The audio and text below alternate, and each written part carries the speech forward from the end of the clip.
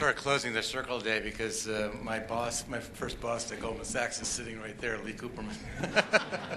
So I'm sure he's going to ask me some tough questions just like he did 25 years ago. Well, it's a pleasure to be here today in Newark this morning to have the chance to speak to members of the New York Regional Business Partnership. In the aftermath of the financial crisis, as we wound down our emergency interventions, I asked my staff to develop an ambitious outreach program so I could visit the different parts of the Second Federal Reserve District. And over time, I plan to visit all parts of the region. I think each trip is important because it allows me to deepen relations with the people I represent. As you know, New York Fed District consists of the 12 counties here in northern New Jersey, all of New York State, Fairfield County, Connecticut, and Puerto Rico and the U.S. Virgin Islands. Haven't got to the U.S. Virgin Islands yet, but we're working on it. In June, I met with community leaders, businesses, and elected officials in Brooklyn. In May, I traveled to several cities in the mid-Hudson Valley north of New York City to meet with the leadership of those communities. And today and tomorrow, I'm going to be meeting with a wide range of people and organizations here in northern New Jersey to talk about what we do and learn firsthand about the economic and financial issues and challenges facing us, all of us. These conversations will help me represent all of my constituencies in my work at the Fed as I consider how best to manage interest rates and make other monetary policy decisions. As Linda mentioned, northern New Jersey is important to me not just because it's part of the New York Federal Reserve District, but it's also my home. My wife and I are in Cranford. That's her hometown. So we're back, so you can see who's the boss in our family. But we're there because she has her mom's there, 88 years old, living in her own home, and it really is helpful to be able to be close to her so we can lend her a helping hand. And Cranford's actually a terrific New Jersey town.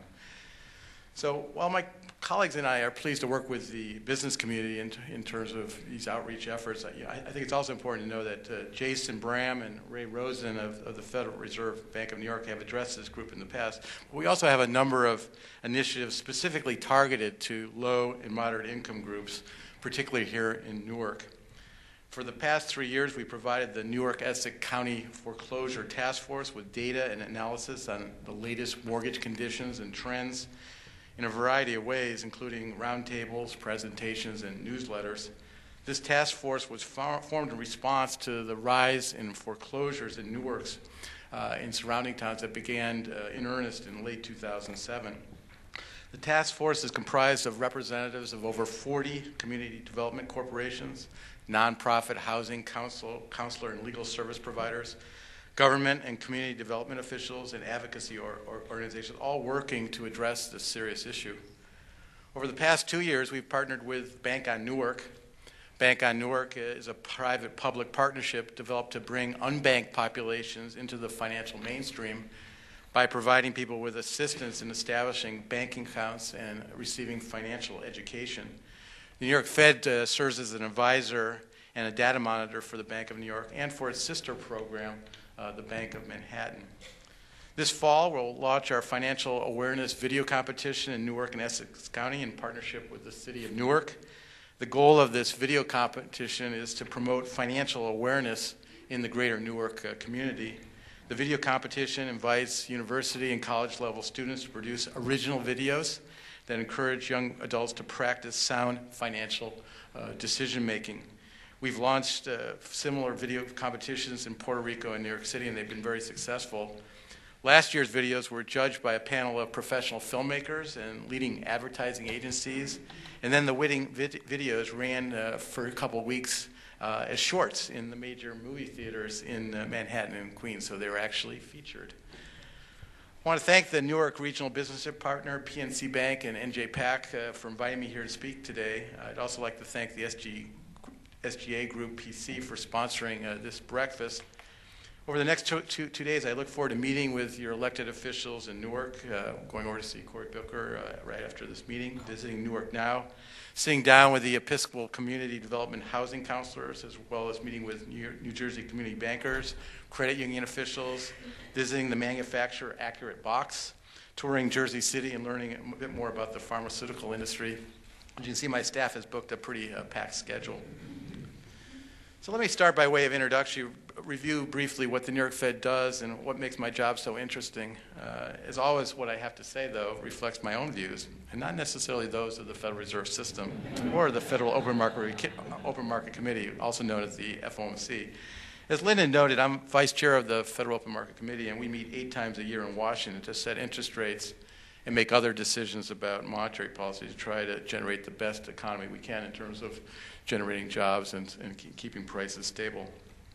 At every meeting of the FOMC, each committee member presents his own current outlook for the region and for the overall economy. And so part of that assessment comes from our research departments, but we really want to augment that with critical information about local economic conditions that are supplied by a whole variety of people, our board of directors, regional advisory councils, and conversations with local stakeholders. And that really includes the information I'm going to be getting today and tomorrow as I tour through northern New Jersey.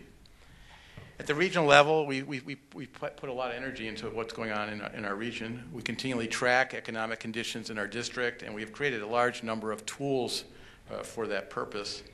For example, to fill a void in terms of timely measures of what's going on in terms of regional economic output, my staff produces monthly indices of economic activity for New Jersey, as well as New York State and New York City.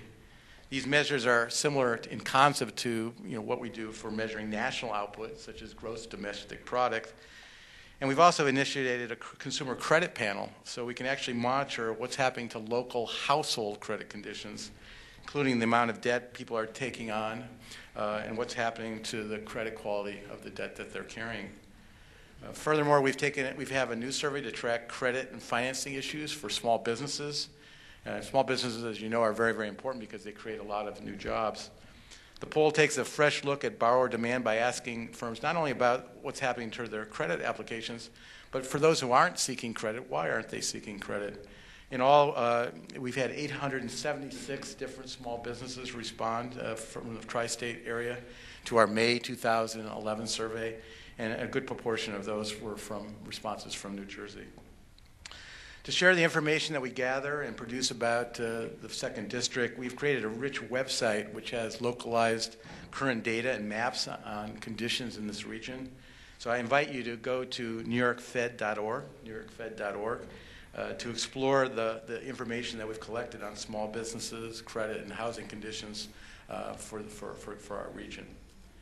Finally, and crucially, in the aftermath of the financial crisis, it's important to also recognize it's not just about monetary policy, it's also about financial stability. And we're working to put the nation's financial system on a firmer footing. We've done quite a bit, but more remains to be done, and we're determined to keep at it. I recognize fully that there can be no return to pre-crisis business as usual, whether on the part of the financial sector or on the part of regulators like ourselves. So all in all, even when things are normal, there's plenty to keep us busy, and I would say we're still not yet in normal times. Now, let me talk a little bit about the general economic outlook. The statement we issued from the Federal Open Market Committee meeting earlier this month provided, I think, a pretty sober assessment about the state of the U.S. economy.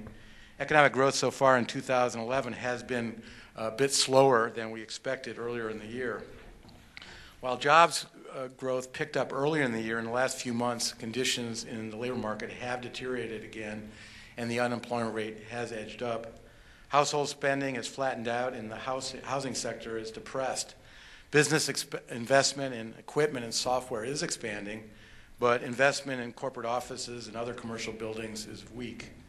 Now, some of the weakness in economic activity in the first half of the year was due to temporary factors, such as the hit to household income caused by higher food and energy prices, and the supply chain disruptions following the tragic earthquake and tsunami in Japan. Some of these restraining forces have abated, and thus we do think that we'll see stronger growth in the second half of the year. But it's clear that not all the weakness that we saw in the first half was due to these one-time factors. And in light of this, I have revised down my expectations for the pace of recovery going forward. On the inflation front, the committee noted that inflation has moderated recently as energy and commodity prices have declined from their peaks after having picked up earlier in the year. Both due to the increase in commodity prices as well as from supply disruptions from Japan. Longer-term inflation expectations, though, remain stable, and the committee now expects inflation to settle over coming quarters at levels at or below those consistent with our mandate to promote full employment and price stability. So a little bit of a bubble on inflation, but we think it's going to come off in coming months. In light of the current outlook, the FOMC noted in its statement that we now anticipate that we are likely to keep short-term interest rates exceptionally low, at least through mid-2013. We also discussed a range of policy tools available to promote a stronger economic recovery in the context of price stability. Further details on the discussions that occurred at that meeting will be available when the minutes to the meeting are published later this month, and I'm not going to comment any further on monetary policy today. Now, following the release of the FOMC statement, market interest rates generally did move lower.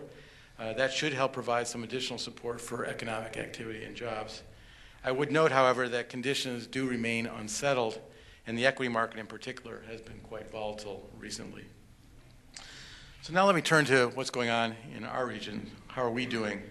Let me start by saying that New Jersey is well positioned for growth. The state has a population of 8.8 million people. It's the 11th largest state by population. And despite the fact that this is a fairly mature region, the state's population continues to expand. It rose by 4.5% over the past decade. More than 40% of the population of those 25 years and older in the state have a college degree.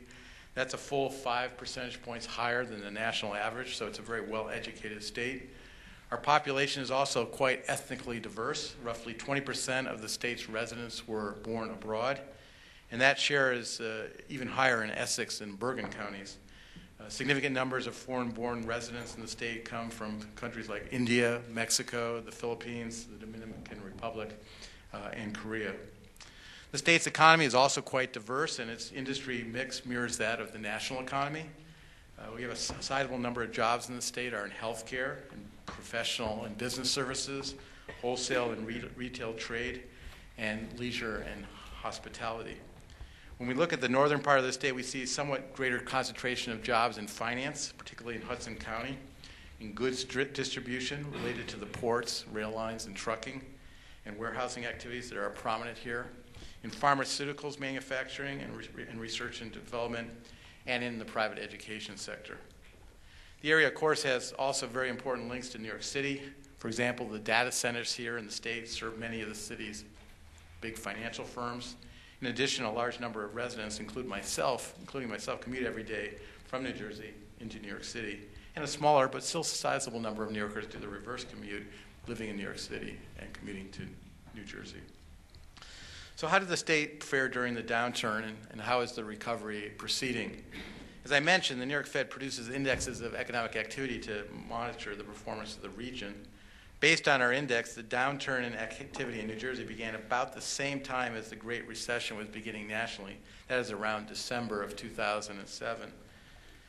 While activity in the state is no longer declining, and there has been a slight pickup this year in the level of activity, to date, unfortunately, there's no sign that a strong recovery has yet taken hold in New Jersey. Quite frankly, this modest recovery in New Jersey contrasts with a somewhat more sturdy recovery in activity in New York City over the past 18 months. Employment in our region also declined substantially during the Great Recession. Job losses in New Jersey totaled about 250,000 workers. That's roughly on par with the 6% decline in job losses that we saw nationally. The pattern of job losses here in northern New Jersey was very similar. In New York City, job losses were also large, but not quite as severe, with employment in the city down a little over 4%. Now, the jobs recovery in New Jersey to date has been sluggish. The private sector has seen modest gains, with growth in some of the key sectors I mentioned earlier, especially professional and business services, education and health, and leisure and hospitality. Businesses in these sectors, on balance, expanded jobs at a faster rate than for the country as a whole. But the state continues to shred jobs in manufacturing and residential construction. And notably, overall employment in the state has been weighed down by declines in public sector employment. Like many states, New Jersey faced large projected state budget deficits going into the downturn and during the downturn. And as in many states, the adjustment to those budget gaps included job cuts through a reduction in state government jobs and cuts at the local level as state funding to local governments was cut back. Because the job recovery has been weak, there has been little progress in reducing unemployment in the state. The unemployment rate among New Jersey residents currently stands at 9.5%. That's the same rate as a year ago, and that's slightly above the national average. Now, underneath this slow overall job growth, however, there is a considerable amount of activity in the labor market, a considerable amount of churning going on. If we take a closer look at the pattern of job gains and losses during the recession and recovery, they reveal some interesting facts about the labor market in New Jersey. Of particular interest is that job creation in the state and the nation since the recession ended has been closely balanced between hiring into industries that lost jobs during the recession and now getting those same jobs back, and jobs in expanding industries. So what this means is that many unemployed workers may be returning to work without needing to retrain or look far afield. In other words, they're going to go back into jobs that they lost. But however, an equal number may need to search outside the industry that they know best because they actually need, if they're going to be employed, to move into a new job. And that requires retraining in some cases. So I think it's really important to stress the need for job search assistance and training opportunities. That need is likely to be very high in New Jersey and the nation in the near term. So let's now look at the situation for New Jersey households, of which I count myself one. Here term, two, there's also room for improvement. While median household income among New Jersey is quite good, it's the second highest in the nation at about $68,000 per household. Nevertheless, about 9% of the residents in this state are in families with incomes below the poverty line. That's a bit better than the national average of 13.6%, but as you know, it varies considerably across the state. And here in New Jersey, that share is very, very high at 24%. Reducing poverty is a really major challenge facing policymakers, and local organizations like Newark Now, I think, are working very hard to create greater economic independence for low and moderate income residents. More broadly, how are the state's families doing in terms of restoring their finances? During the recession, all across the nation, the number of debt delinquencies soared, and many families had to reduce their debts to more sustainable levels. The New York Fed keeps track of credit conditions in the region, including the average debt carried per person and whether they're current with their payments. We use using a special consumer credit panel that we developed. The report for the second quarter of the year was just released on Monday, so the information I'm going to give you is very current. The good news is families in New Jersey have been able to reduce their debt levels. As of the second quarter of this year, for those people that have a credit report, the average debt per person was $60,400, down from $63,000 3 years ago. But there's no question that the crisis has taken a considerable toll. Delinquency rates on the debt are high. 7.4% of the debt in the state is seriously delinquent. That's about the same rate as the nation as a whole. The comparable figure for the state just 3 years ago was 4.1%. So we've gone from 4.1% to 7.4%. So what this means, I think, is that just like for the country as a whole, households in this state still appear to have a considerable ways to go before they reach more comfortable debt levels. While there have been indications that home prices in the area have bottomed and are starting to tick up in recent months, the mortgage crisis continued to take a toll on New Jersey homeowners. As of March of this year, 10% of all the borrowers in the state were either 90 days plus delinquent on their mortgages or their homes were in foreclosure, and that's above the national average of 7.7%. In a couple areas, the foreclosure rate is really abysmal. Essex County, the rate reached 16%, and here in Newark it's 30%, so a very, very challenging situation. In our recent small business survey, which we conducted in May, we asked firms to report on their first quarter sales and their future outlook. The results here were encouraging. Over 2/3 of the firms told us that they had stable or increased sales in the first quarter. That's up from 50% last year, so we're seeing some improvement. When we asked about their future outlook, well, the majority of business owners, 56%, were neutral. Of the remainder, many more were optimistic than pessimistic. 37% optimistic, 7% pessimistic. So in conclusion, let me sum up. These debt and delinquencies figures together with the weak jobs picture suggest New Jersey still faces a number of challenges going forward. In the near term, the key issue will be to expand jobs and reduce unemployment. At this point, it's difficult to say when the pace of recovery will pick up, but several factors appear encouraging, and I think the small business results, I think, are one sign of that. A continued expansion of output employment nationally would also help expand activity and employment in a number of industries in the state, including professional and business services and the goods distribution industry. Also, I think it's important to note that the contraction in public sector jobs in the state, which has held the state back, has slowed from the sharp declines that we saw last year. And I think it's going to become less of a drag on job growth going forward. Further, continued job growth in New York City should create opportunities for New Jersey residents, particularly in this part of the state. Longer term, I think one of the key challenges will be for the state to build on and continue to expand the quality of the human capital in the state, so educations and skills of its workforce. At the end of the day, a region's human capital really determines a large part of its economic success.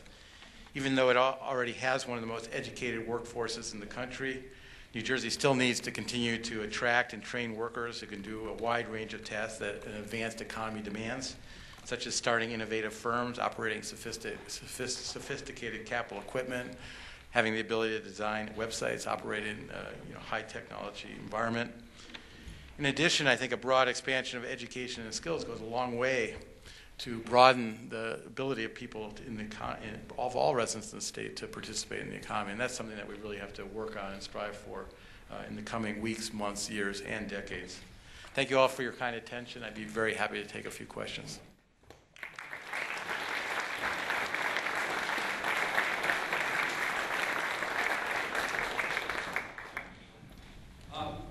Informal, persuasive activities you and your colleagues get involved in, if any, to, in the future, reduce those kinds of happenings?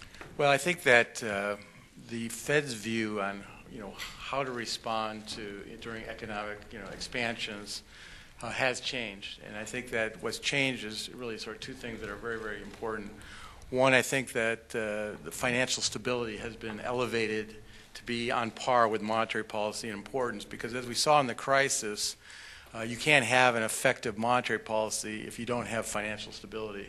Financial stability can really be when you don't have financial stability, that can be very destructive to job, credit creation, and very damaging to the nation's economy. So it's not sufficient to wait for financial asset bubbles to burst and clean up after the fact. You really have to be monitoring those in real time and responding in real time. And I think there's been a lot done on that. The Dodd-Frank Act established the Financial Stability Council that basically get all the regulators together to discuss what's going on in terms of markets, financial institutions, and business practices. And the challenge will be actually carrying this out in practice. But I think that the apparatus is now in place to do, I think, a much better job of coordinating and making sure we don't see the kind of business practices that lead to excess that make the economy vulnerable to financial shocks. So I think that this is something that's very, very important to us at the Federal Reserve Bank of New York. We have put a lot of energy in terms of thinking about our financial stability mandate broadly. We don't just talk to firms, banks, or firms that are supposedly on the sell side that are selling products. We also talk to private equity firms, hedge funds, pension plans, endowments. We try to get the complete 180, 360-degree look at how the financial market is working, and really do ask ourselves every day, what are the assumptions that people are making in the markets, at financial institutions? Are those assumptions well-grounded? And if they're not well-grounded, we need to respond because we can't actually have a recurral of what happened. I think that there's plenty of blame to go around. I think the Federal Reserve could have done better things, I think, in terms of supervision, being more attentive to financial stability issues. Obviously the bankers, the rating agencies, there's plenty of blame to go around. I think I don't think it really is that fruitful to try to sort of focus on that. I think really the thing that we want to do is focus on going forward. How can we do better so that this never happens again? Because I think there will be always financial ups and downs, but I think we can do much, much better so that the financial ups and downs are less volatile. And when that volatility occurs, there's much less damage to the financial system, because the damage of the financial system then causes severe damage on Main Street, which is really what we all care about. Yes.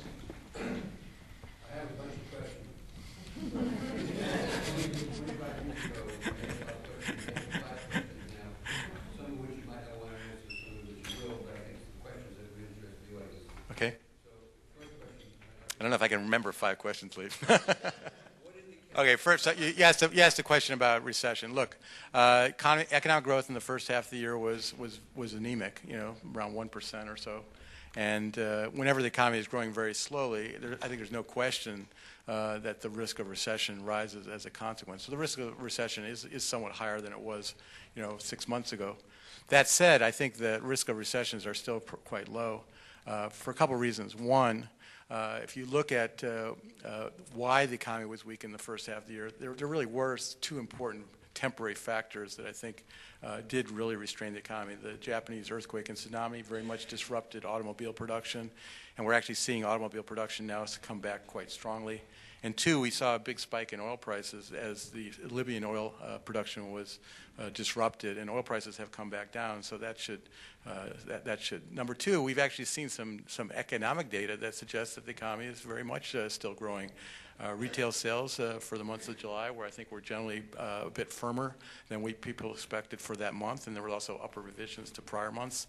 And the industrial production data, if I remember right, for July showed an increase in industrial production of 0.9% for the month of July. That's not a kind of recessionary reading. So, the risks have risen a little bit, but I think we very much still expect the economy to recover.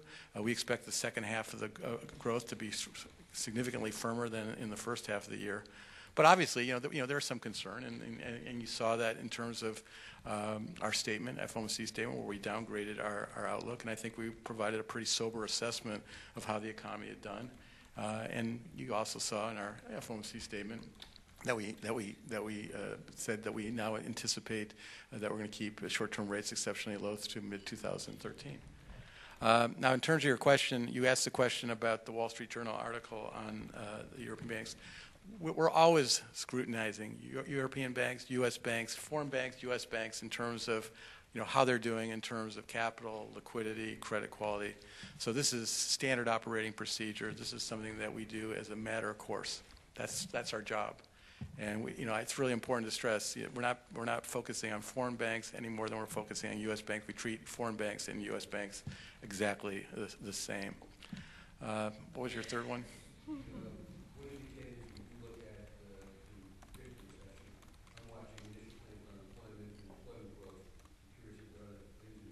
Well, the other thing, I'm not going to really answer that question because I think there's a whole bunch of things you have to look at. It'd be a seminar rather than answering your question.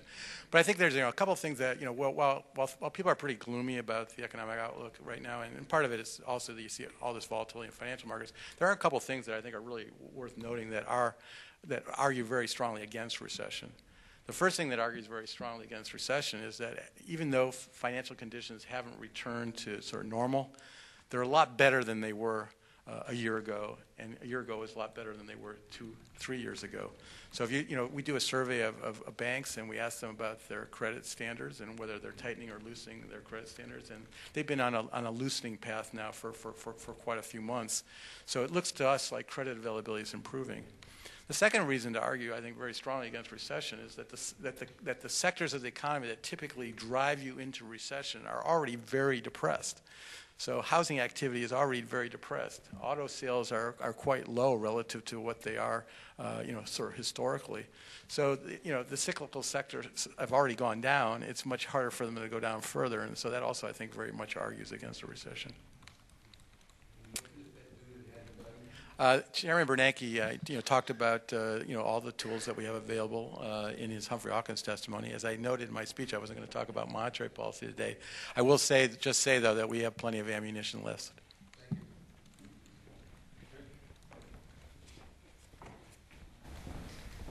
We've heard a lot about the effects, housing, joblessness, and we all know that there are a lot of driving forces behind that, mostly the way people think and act and institutions follow.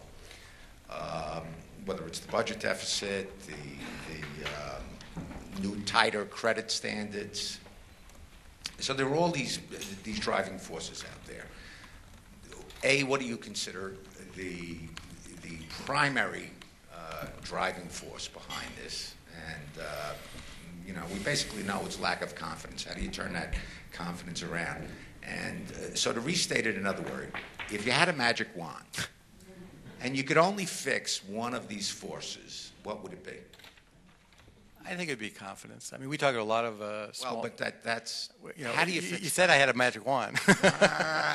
not to answer the question, though, you know? Look, I mean, I think I think that the economy is, is complex, and so, if you get spending, then you get hiring, and if you get hiring, you get spending, and everything is sort of interconnected, and that's really why the confidence piece is so very, very, very, very important. We talk to a lot of businesses, and we sort of say, "How are you doing?" And they say, "Well, we're in pretty good shape. We're making money. Our business is okay." And then we ask them, "Well, are you hiring, or are you willing to invest?" And some are, and some are expanding, but there are some that are holding back.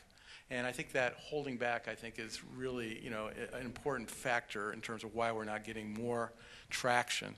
The second thing I think, of course, is going on is, this is something that Ken Rogoff and Carmen Reinhardt have talked about in their book, This Time Is Different. When you have a financial crisis of the type that we had, it's just harder to recover. And, when I was talking in my speech, I talked about, the household debt levels of New Jersey households coming down. Well, it's that financial retrenchment that makes it harder for the economy to sort of pick up speed. Now, the good news is that we're well into that financial retrenchment. In other words, the debt levels have come down, household savings rates have risen, but it doesn't look like, if you look at delinquency rates and foreclosure rates, it doesn't look like we're yet at the end of that process. So that's still a headwind that the economy faces. So coming out of financial crisis, recoveries are more difficult, and we're certainly experiencing that this time. I interpret that answer to mean that you would have companies take that cash that got on their balance sheet and start to spend. Well, I think anything that would make businesses feel more confident would be very helpful, because when they spend, they create jobs. Those jobs create income. That income supports household confidence in spending, and then you get a virtuous circle. But you got to get that virtuous circle started. The economy is growing, but it's not growing at all as fast as we would like. I just have one quick question. The interest rates are, historically low. Confidence, obviously, much of the small businesses are not getting they're not able to borrow because the banks are not lending as much. What can Fed do to improve this situation? It's good to be stringent on lending. I think if they go overboard, small businesses can grow and can borrow, basically. No, I mean, I think it's very, very important that, our examiners, when they go to banks, don't have the needle swing too far from, liberal to conservative in terms of lending practices. We certainly don't, obviously banks have to make their business decisions on who to lend to. I mean, if it's not appropriate for the Federal Reserve to sort of think that we could sort of better micromanage that situation. But we do have a role in the sense that we have to make sure that our examiners don't overdo it. And we have been very clear to our examiners that we do not want you to, impede the ability of banks to make good loans, good solid loans to businesses and consumers.